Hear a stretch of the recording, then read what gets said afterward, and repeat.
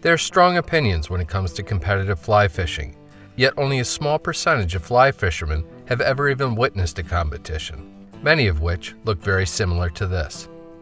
Just like you and me, these guys love to fly fish, enjoy coffee and donuts in the morning, and put their waders on one leg at a time.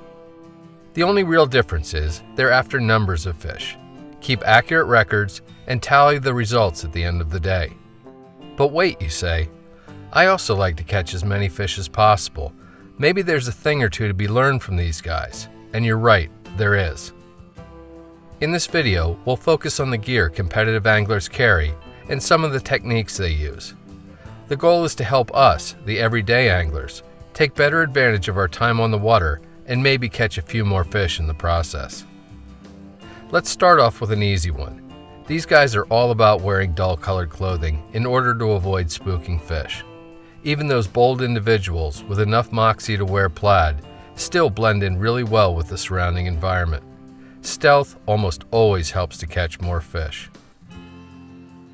Knots and rigging. Competitive anglers have to follow some fairly strict rules, and as a result spend a good bit of time changing flies, adjusting for depth, and making countless other little tweaks. They do it remarkably fast and efficiently. The lesson here is, the quicker you can rig, the more time your flies will spend in the water, and the better your odds of getting a fish to take. Along these lines, you may notice nearly all anglers in this competition are using chest packs, many the Confluence from William Joseph. What really sets this pack apart are its magnetic closures that can be operated much quicker and easier than zippers.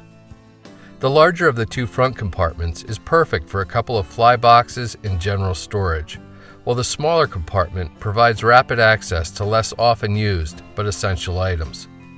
Most anglers choose to keep tools such as nippers on the outside of the pack, in addition to well-organized and accessible stacks of tippet material.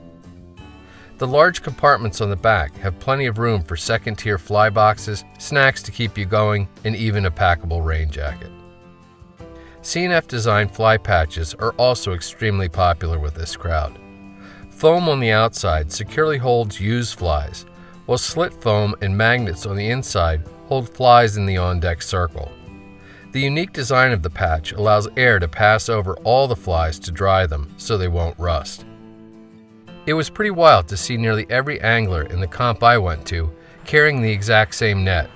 When I asked about them, I was told the 17 by 21 inch trout nets by Frabel are perfect for competition because they're inexpensive, have fish-friendly rubberized mesh, are lightweight, and their extra-large opening betters the odds of corralling an active fish.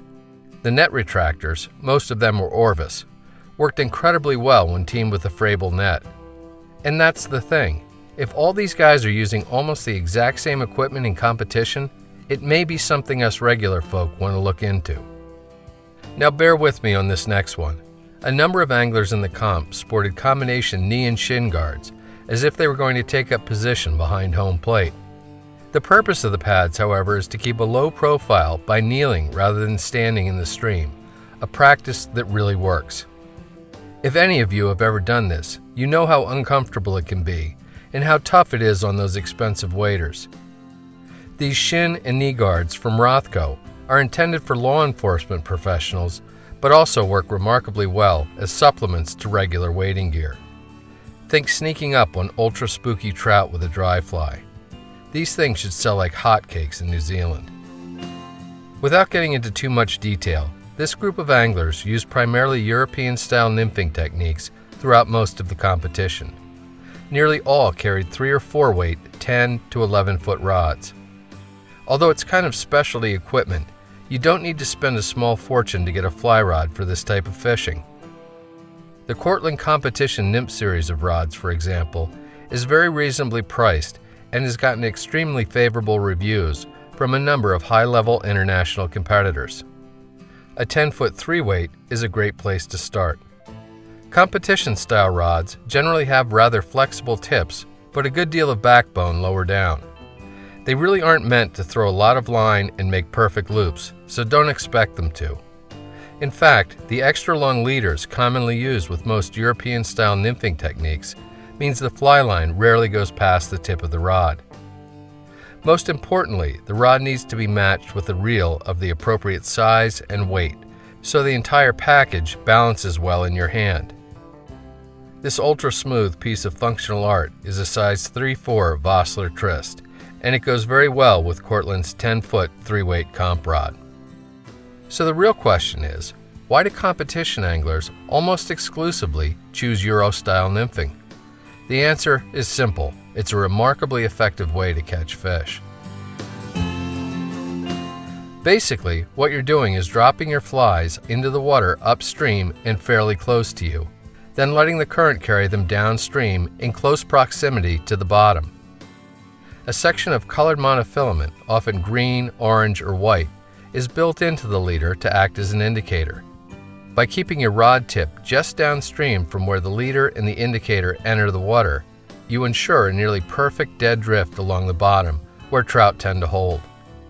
At the end of the drift, a quick wrist snap is made to catapult the weighted flies back upstream, and the process begins again. Although this method of nymphing really is quite simple, it also demands a tremendous amount of focus in order to achieve optimal results. Another lesson we ordinary anglers can take from these guys: more focus usually means more fish. Hopefully, we can delve a little deeper into the rigging and some of the more advanced techniques employed in competitive fly fishing in the near future. Until then, maybe it's best we think of competitive fly fishermen as another source of valuable information, and really just ordinary anglers who happen to keep accurate records of everything they catch and then compare notes at the end of the day. And maybe award a couple of really cool prizes too.